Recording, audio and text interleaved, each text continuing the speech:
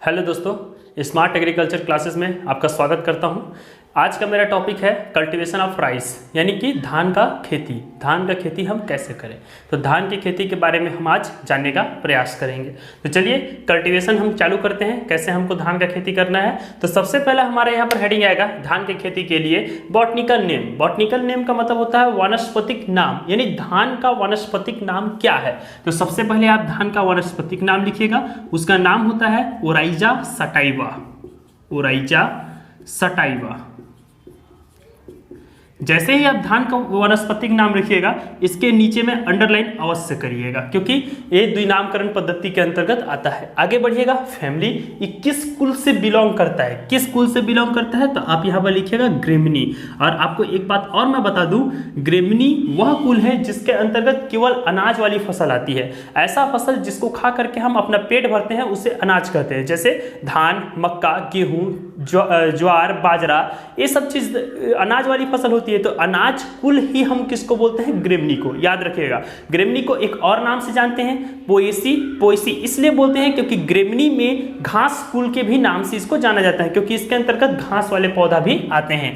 तो चलिए आगे बढ़ते हैं। ओरिजिन, इसकी उत्पत्ति, किसकी उत्पत्ति, धान की। धान की उत्पत्ति किस देश में हुई है, तो आप लिख सकते हैं धान की जो उत्पत्ति है वो इंडो बर्मा नामक देश में हुई है। इंडो बर्मा नामक देश में धान की उत्पत्ति हुई है। आगे बढ़िएगा, सीएन। सीएन का मतलब होता है क्रोमोसोम नंबर, जिसको हम हिंदी में बोलते हैं गुणसूत्रीय संख्या।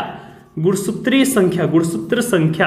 अब गुणसूत्र संख्या का मतलब यह है कि इसका अनुवांशिकी में जो रिसर्च किया जाता है, यानी एक धान को दूसरे धान में कन्वर्ट किया जाता है। जैसे एक एग्जांपल मैं आपको समझाने का प्रयास करता हूं कि हम एक धान लेते हैं जिसको बोलेंगे सोनम।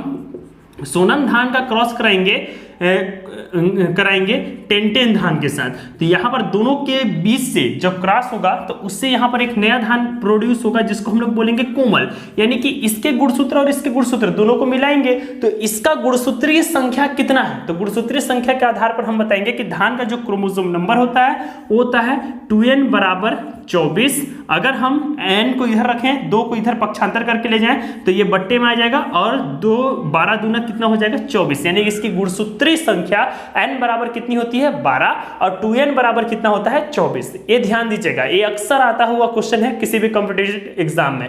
आगे बढ़िएगा, area and distribution. Area and distribution यहाँ पर मैं लिखा नहीं हूं। एरिया एंड डिस्ट्रीब्यूशन का मतलब ये होता है कि ये कहां पर खेती होता है, किस किस देश में इसकी खेती होता है। तो देखिए, धान एक विश्वव्यापी फसल है जो हर देश में पाई जाती है। खास तौर पर आपको मैं बता दूं कि धान का सबसे ज्यादा जो प्रोडक्शन होता है वो चाइना करता है। चाइना के बाद सेकंड नंबर में इंडिया करता है, और थर्ड नंबर पर इंडो बर्मा नामक देश करता है। वैसे ही इंडिया में सबसे ज्यादा अगर धान की उत्पत्ति कहीं होती है तो वह है वेस्ट बंगाल, पश्चिम बंगाल में होती है, और सेकंड नंबर में आता है यूपी में होता है। आगे बढ़िएगा, इंपॉर्टेंस, यानी इसमें क्या क्या पाया जाता है। तो धान में जो प्रोटीन रहता है वो 6 से 7% होता है, और धान का जो प्रोटीन होता है, इस प्रोटीन को एक नाम दिया गया है जिसको बोलते हैं ओराइजिन।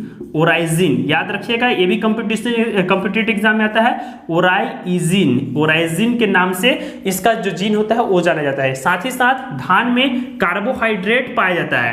कार्बोहाइड्रेट लगभग 14 से 15% तक पाया जाता है। आगे बढ़िएगा, धान का जो फूल होता है उसको कैरियोप्सिस के नाम से जानते हैं, और धान में जो पुष्पक्रम बनता है उसको पेनिकल के नाम से जानते हैं। उसके इन्फ्लोरोसेंस को पेनिकल बोलते हैं और फूल को कैरियोप्सिस बोलते हैं। आगे बढ़िए, क्लाइमेट। धान की खेती के लिए कैसी क्लाइमेट की आवश्यकता पड़ती है, कैसी जलवायु की आवश्यकता पड़ती है। तो आपको पता है कि जो धान की खेती होती है वो तीनों सीजन में होती है। तीनों सीजन का मतलब खरीफ, रबी और जायद। खरीफ का मतलब बरसात, जिसकी बुआई मतलब जून जुलाई में करते हैं उसको खरीफ का सीजन बोलेंगे। रबी का मतलब नवंबर दिसंबर में करेंगे, और जायद का मतलब होता है प्योर गर्मी, जिसको जेठोरी धान के नाम से भी जानते हैं हमारे लोकल भाषा में। तो इसकी जो क्लाइमेट होती है, धान की जो फसल की क्लाइमेट होती है वो 15 से 45 डिग्री सेल्सियस तापमान तक सर्वाइव कर सकती है। लेकिन अपने को अच्छी क्वालिटी से जब उपज चाहिए, अच्छा वृद्धि और विकास चाहिए, दाना का अधिक मात्रा चाहिए, तो उसकी खेती के लिए हमको 25 से 35 डिग्री सेल्सियस तापमान की आवश्यकता पड़ती है। ये सफिशिएंट है। आगे बढ़िएगा, सॉइल। सॉइल का मतलब होता है मिट्टी। धान की खेती के लिए कैसी मिट्टी की आवश्यकता पड़ती है? तो धान की मिट्टी हर प्रकार के मतलब मिट्टी में किया जा सकता है धान की खेती, जैसे लेटराइट मिट्टी, लाल मिट्टी, दोमट मिट्टी, चिकनी मिट्टी, हर प्रकार की मिट्टी में धान का कल्टीवेशन संभव है। लेकिन अच्छा प्रोडक्शन अगर अपने को चाहिए तो धान की खेती के लिए रेतीली दोमट मिट्टी, जिसको हम सैंडी लोमी सॉइल बोलते हैं, उस सॉइल की आवश्यकता पड़ती है। रेतीली दोमट मिट्टी की आवश्यकता पड़ती है, जिसका पीएच मान लगभग 5 से 7.5 के बीच में होना चाहिए। और पीएच का फुल फॉर्म होता है पोटेंशियल हाइड्रोजेनिक, जिसे जो जमीन के अंदर हाइड्रोजन आयन की सांद्रता को दर्शाता है कि कितना हाइड्रोजन आयन पाया जा रहा है, यानी मिट्टी अम्लीय है कि क्षारीय है कि उदासीन है। तो इसकी खेती के लिए कैसी मिट्टी चाहिए? 5 से 7 पीएच वाली। आगे बढ़िएगा, मैन्योर्स एंड फर्टिलाइजर। मैन्योर का मतलब होता है खाद और फर्टिलाइजर का मतलब होता है उर्वरक।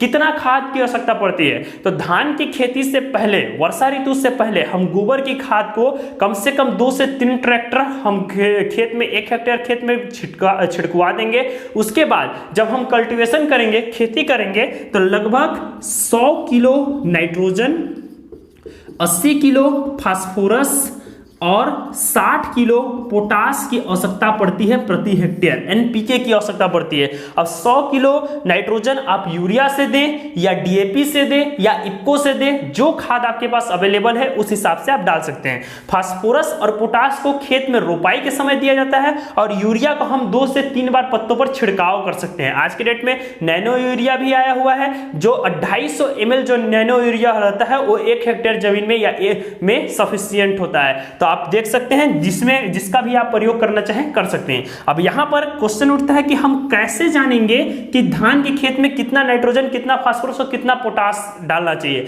तो इसका वीडियो मैं कुछ दिन के बाद शेयर करूंगा, जिसको आप देखिएगा, तो आपको पता चल जाएगा कि 1 हेक्टेयर जमीन में कितना यूरिया, कितना इफ्को और कितना पोटास डालना चाहिए। आगे बढ़िएगा, सीड रेट। कि सीड रेट का मतलब होता है बीज दर। अब सीड रेट का मतलब होता है आपका बीज दर। तो बीज दर में हम यहां पर आगे बढ़ते हैं, कितनी बीज की आवश्यकता पड़ेगी? तो देखिए, बीज हम धान को खेती के ऊपर डिपेंड करता है कि हमको किस टाइप से खेती करना है। कुछ किसान क्या होता है, खेत में ले जाकर के ब्रॉडकास्ट कर देते हैं, छिड़क देते हैं धान को। तो अगर आप छिड़कावा विधि से खेती करेंगे तो आपको लगभग 100 किलो धान की बीज की आवश्यकता पड़ेगी प्रति हेक्टेयर। 1 हेक्टेयर बराबर 2 एकड़ 46 डिसमिल। आगे बढ़िएगा, अगर आप रोपा लगाना चाहते हैं तो अगर आप देसी वैरायटी, यानी देसी वैरायटी उसको बोलते हैं कि आप इस साल खेती किए, कुछ धान आप बचाए हैं, उसी धान को खेत में रोपा के लिए नर्सरी लगा दे रहे हैं, तो उसको देसी वैरायटी बोलेंगे। वो देसी वैरायटी लगभग 20 से 30 किलो प्रति हेक्टेयर लगेगा। और अगर आप मार्केट से जो संकर प्रजाति की होती है, हाइब्रिड धान जो होती है, उसको खरीद करके अगर आप बोइएगा तो 12 से 15 किलो बीज की आवश्यकता पड़ती है। अगर आप डेपोक विधि से अगर आप धान की खेती करना चाहते हैं तो डेपोक विधि में लगभग 1.5 से 4 किलो तक आपको बीज की आवश्यकता पड़ेगी, क्योंकि एक पौधा से दूसरे पौधा के बीच में डिस्टेंस ज्यादा रहती है। तो आप यहाँ पर नॉर्मली संकर प्रजाति, जिसको हम हाइब्रिड राइस बोलते हैं, उसको लिख लीजिए कि 12 से 15 किलो प्रति हेक्टेयर बीज की आवश्यकता पड़ती है। आगे बढ़िएगा, सोइंग टाइम। सोइंग टाइम का मतलब होता है बुआई का समय। जैसा कि मैं यहां पर बताया कि 3 सीजन होता है हमारे एग्रीकल्चर में। एक सीजन को बोलते हैं खरीफ, दूसरे को बोलते हैं रबी, तीसरे को बोलते हैं जायद। खरीफ का मतलब वर्षा ऋतु। अगर हम वर्षा सीजन में धान की खेती करते हैं, जो पर्टिकुलर बरसात में जो खेती होता है, उसकी बुआई 15 जून से 15 जुलाई के बीच में हो जाना चाहिए। 15 जून से 15 जुलाई के बीच में हो जाना चाहिए। रबी में अगर आप खेती करते हैं तो नवंबर से दिसंबर के महीने में हो जाना चाहिए, और अगर जायद में आप खेती करना चाहते हैं तो अप्रैल से मई के महीना में इसकी नर्सरी लग जानी चाहिए। ये आपका हो गया सोइंग टाइम। आगे बढ़िएगा, वैरायटीज। वैरायटीज का मतलब होता है बीज। जैसे कि अभी मैं संकर प्रजाति, संकुल प्रजाति नाम ले रहा था, तो मार्केट में सबसे पहले जो धान की प्रजाति आई गई थी वो था आपका बौना प्रजाति। तो धान की सबसे पहली बौनी प्रजाति थी TN1, जो ताइवान नामक देश से आया था। उसके बाद में रिसर्च करके इंडियन एग्रीकल्चर रिसर्च इंस्टीट्यूट या India rice research institute, central rice research institute, इन्होंने बहुत सारी वैरायटी बनाई, जिनमें से मुख्य वैरायटी है आपका IR8, IR36, IR64। उसके अलावा आप पाएंगे कलिंगा, उसके अलावा आप पाएंगे जलदूबी, जलदूबी के नाम से आता है, उसके बाद जलराज के नाम से आता है, जीरा फूल के नाम से आता है, उसके बाद सोनम के नाम से आता है, और छत्तीसगढ़ में इंदिरा अरेबिक 1 के नाम से भी आपको वैरायटी मिलेगा। उसके अलावा रत्ना और जया के नाम से भी आपको धान की वैरायटी मिलेगी। जो भी वैरायटी आप मार्केट से लेना चाहते हैं आप ले सकते हैं। 10-10 नाम से भी मिलेगा, आप कोई भी वैरायटी को खरीद करके खेती में कर सकते हैं। आगे बढ़िएगा, काइंड्स ऑफ पैडी कल्टीवेशन, यानी कि धान की जो खेती आप करेंगे वो कितनी विधि से आप धान की खेती कर सकते हैं। तो धान की खेती की जो पहला विधि है उसको बोलते हैं रोपाई द्वारा। रोपाई का मतलब रोपा लगाना है। रोपा हम दो प्रकार से लगा सकते हैं, इस शुष्क विधि सूखा, और एक होता है गीला। इसका मतलब होता है नर्सरी जब हम तैयार करेंगे तो देखिएगा, आप किसान होंगे तो आप मार्केट से जो हाइब्रिड प्रजाति खरीद करके लाते हैं उसको आप डायरेक्ट खेत में ले जाके सूखा खेत में अगर आप छिड़कते हैं तो सूखा खेत में अगर आप छिड़केंगे तो उसको शुष्क विधि, नर्सरी का बात कर रहा हूं मैं। और गीला विधि का मतलब ये होता है कि आप किसी भी बर्तन में बीज को रखेंगे, उसमें 24 घंटा तक फुला करके रखते हैं, उसके बाद उसको छान करके अलग कर लेंगे। जब उसमें अंकुरन हो जाएगा, अंकुरित हो जाएगा बीज, उसके बाद अगर आप खेत में लगाएंगे तो उसको हम लोग क्या बोलेंगे, गीली विधि। और आपको एक चीज और बता दूं कि 1 हेक्टेयर जमीन में अगर आपको नर्सरी लगाना है तो आपको लगभग 500 वर्ग मीटर जमीन में तैयारी करना पड़ेगा। 500 वर्ग मीटर जमीन में 1 हेक्टेयर जमीन खेती के लिए, 1 हेक्टेयर में धान की खेती के लिए 500 वर्ग मीटर जमीन की आवश्यकता पड़ती है। उसके आप निराई गुड़ाई करिए, खेत से जुताई करिए, मिट्टी पलटने वाले हल से उसकी जुताई करिए, तो ये सब काम आपको करना पड़ेगा। और आप आगे बढ़ेंगे, ब्यासी विधि ब्रॉडकास्ट से रिलेटेड है। आप सूखा खेत में जाकर के धान को बो दीजिए, जब वो 5 सेंटीमीटर या 10 सेंटीमीटर हाइट का हो जाएगा, आपका पौधा लगभग इतना 10 सेंटीमीटर 12 सेंटीमीटर हाइट का हो जाएगा, तो आप देसी हल से बैल की सहायता से उसकी खेत की जुताई फिर से कर दीजिए। अगर आप पुनः खेत में जुताई करते हैं तो उसी को हम लोग क्या बोलते हैं, ब्यासी विधि। आगे बढ़िएगा, डेपोक विधि में जैसे रोपा लगा रहे हैं हम लोग, तो धान का जब रोपा लगाते हैं तो जनरली 20 से 22 दिन के अंतराल में हम लोग रोपा लगाते हैं नर्सरी लगाने के बाद। लेकिन डेपोक विधि एक ऐसी विधि है जिससे 12 दिन के बाद हम लोग रोपा लगाना चालू कर देते हैं। 12 दिन के बाद हम लोग धान का रोपा लगाना चालू कर देते हैं, और धान का जो रोपा लगाएंगे उसमें एक पौधा से दूसरे पौधा के बीच की दूरी लगभग 10 सेंटीमीटर होता है। 10 सेंटीमीटर लगभग आपका धान के बीच, एक पौधा से दूसरे पौधा के बीच की दूरी होना चाहिए। उसके बाद अगला जो मेथड है श्री पद्धति।